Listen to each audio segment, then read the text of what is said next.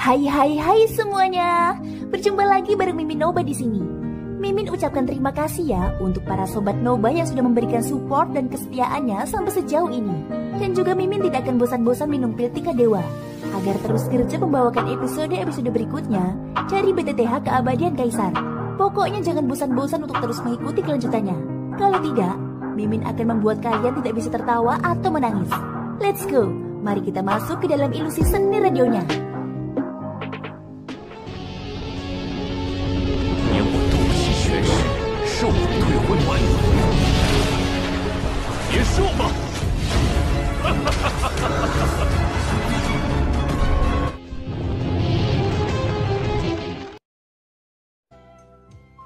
Mengapa kamu menuduhku seperti itu?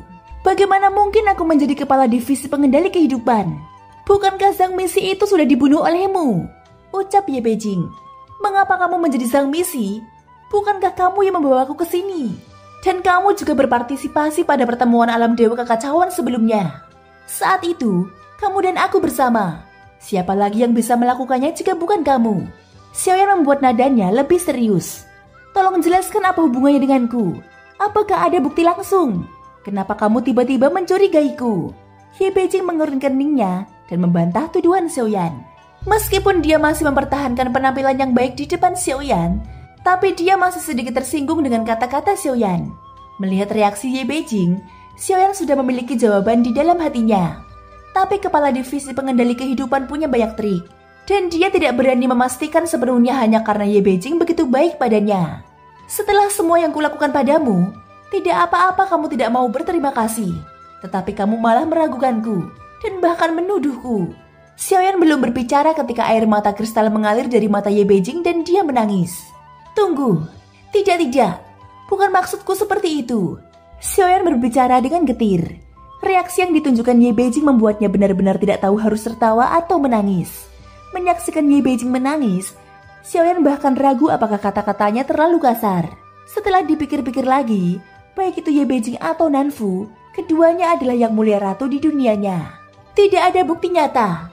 Kenapa kamu bilang aku divisi pengendali kehidupan? Apakah hanya karena dia menyamar menjadi wujudku sebelumnya? Ye Beijing menangis lebih keras. Xiaoyan memegangi kepalanya dan merasa tidak berdaya. Bukannya aku meragukanmu.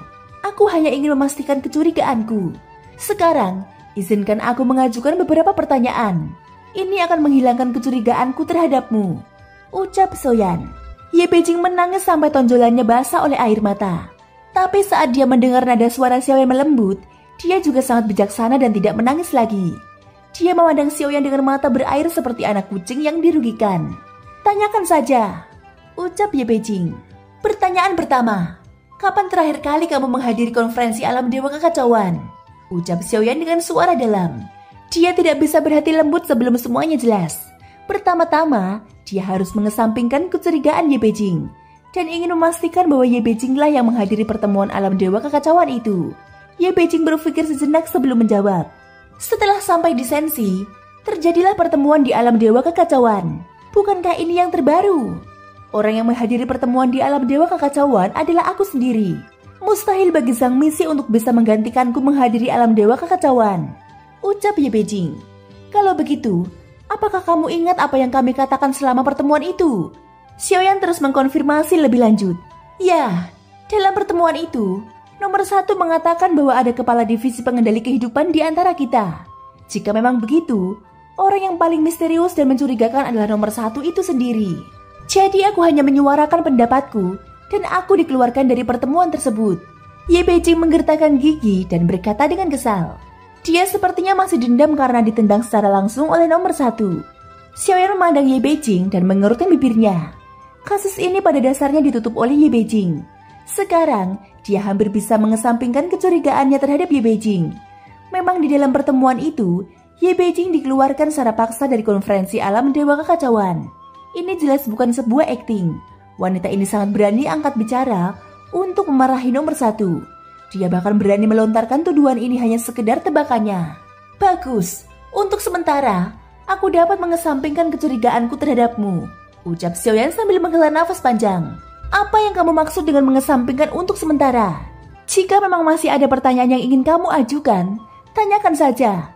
Asalkan kamu puas, aku akan menjelaskan semuanya dengan senang hati. Ye Beijing mengulurkan tangannya dan langsung meraih lengan Xiaoyan. Saat ini mata sang ratu menatap keduanya dari kejauhan. Saat dia melihat dua orang melakukan kontak fisik, dia sedikit mengernyit. Sudah cukup, kamu telah menghilangkan semua kecurigaanku. Ini semua salahku. Xiaoyan buru-buru menjawab. Ye Beijing jelas sangat memahami pria. Dia dengan santai menarik kembali tangannya yang menggenggam Xiaoyan. Ini juga salahku telah membiarkan Zhang Misi menempatkanmu dalam bahaya. Ye Beijing berkata dengan lembut dan berdiri di samping Xiaoyan. Bagus untuk membahas divisi pengendali kehidupan ini. Aku juga penasaran tentang siapa sebenarnya dirinya. Setelah perang dunia, apakah ada orang yang kamu curigai? Ye Beijing melanjutkan. Ekspresi Xiaoyan sedikit mereda. Lalu dia menggelengkan kepalanya. Total 9 orang di pertemuan alam dewa kekacauan. Jika Ye Beijing dan Suqian Tai tidak termasuk, totalnya ada 7. Selain Xiaoyan, maka tersisa 6 orang. Sekarang Zhang Misi ada di antara 6 orang ini. Kemungkinannya masih 1:6. Dan karena mereka berada di dunia yang berbeda, hampir tidak ada kesempatan untuk memahami satu sama lain. Oleh karena itu sulit untuk mendapatkan bukti pasti. Sekarang, jika kamu ingin menangkap Zhang Misi di antara mereka, maka bukti substansial harus dihasilkan. Apakah kamu punya? Ye Beijing bertanya balik. Xiaoyan menyipitkan matanya dan memandang Ye Beijing dengan tatapan curiga. Apakah kamu meragukanku? Xiaoyan menunjuk pada dirinya sendiri. Bagaimanapun sekarang tampaknya semua orang telah melihat rencana Zhang. Ye Beijing lalu berkata, aku sudah berkali-kali ditipu olehnya. Jika kita mengikuti perilaku cerdik Zhang, itu sangat mungkin. Tapi aku sudah bersamamu cukup lama. Menurutku, kamu dan Zhang berbeda. Kamu jauh lebih jujur dari dia. Ketiga pemandangan tersebut juga sangat bagus. Ye Beijing mengacungkan jempol persetujuannya pada Xiaoyan. Lalu senyum cerah muncul di wajahnya. Dia harus mengatakan bahwa Ye Beijing memang memiliki beberapa trik dalam berurusan dengan laki-laki. Kata-katanya membuat orang cepat mengenalnya. Apa yang akan kamu lakukan selanjutnya? Xiaoyan mengabaikan sanjungan ini. Dia tidak akan lagi membahas topik Zhang Misi. Kamu tidak akan mengusirku kan? Di dunia iblis kuno, aku telah banyak membantumu. Aku tidak percaya kamu adalah pria yang tidak berperasaan. Lagi pula, aku belum pernah kesini sebelumnya. Bagaimana kalau kamu mengajakku jalan-jalan? Ye Beijing menatap Xiaoyan dengan mata berair. Kemunculan Ye Beijing bahkan mengungkap segala sesuatu yang terjadi di dunia iblis kuno. Memang sulit bagi Xiaoyan untuk mengusirnya. Hanya saja cara segala nafsu yang dilakukan Ye Beijing sungguh menakutkan. Jika dia membiarkan wanita gila ini memanfaatkan keadaan, itu akan sangat beresiko. Tapi berbicara tentang dunia iblis kuno, Xiaoyan masih memiliki banyak hal yang belum dia pahami. Itu adalah klan Cimi. Kekuatan yang dia miliki sekarang untuk merebut tubuh berasal dari klan Cimi ini. Ye Beijing seharusnya memahaminya. Mungkin dia bisa mendapatkan informasi tentang klan Cimi dari mulutnya.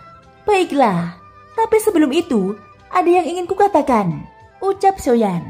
Oke, meskipun aku sangat lapar, aku akan menahannya untukmu. Di dunia iblis kuno, aku telah memberimu keinginan bebas. Lalu di dunia sensi ini, kamu harus memperlakukanku dengan baik. Yang terbaik adalah membuatmu jatuh cinta padaku sepenuhnya. Ye Beijing menutup mulutnya dan tersenyum. Xiaoyan mengangguk sedikit. Memang di dunia iblis kuno, avatar Ye Beijing yang bernama Yuyan telah banyak membantunya. Menjadi tamu secara emosional dan rasional. Terlebih lagi, Ye Beijing sangat kuat. Jika dia bisa menjadikannya teman, dia juga bisa dianggap sebagai koneksi Xiaoyan. Satu orang seperti Ye Beijing jauh melebihi bobot 50.000 keabadian dewa dari dunia iblis kuno. Xiaoyan berbalik dan berjalan menuju ratu. Ye Beijing dengan bijaksana tidak mengikutinya. Sebaliknya, dia berjalanlah di sekitar. 50.000 keabadian dewa dari dunia iblis kuno semuanya tampak bersemangat saat melihat Ye Beijing. Untuk mereka, identitas Ye Beijing seperti sang ratu di dunia sensi.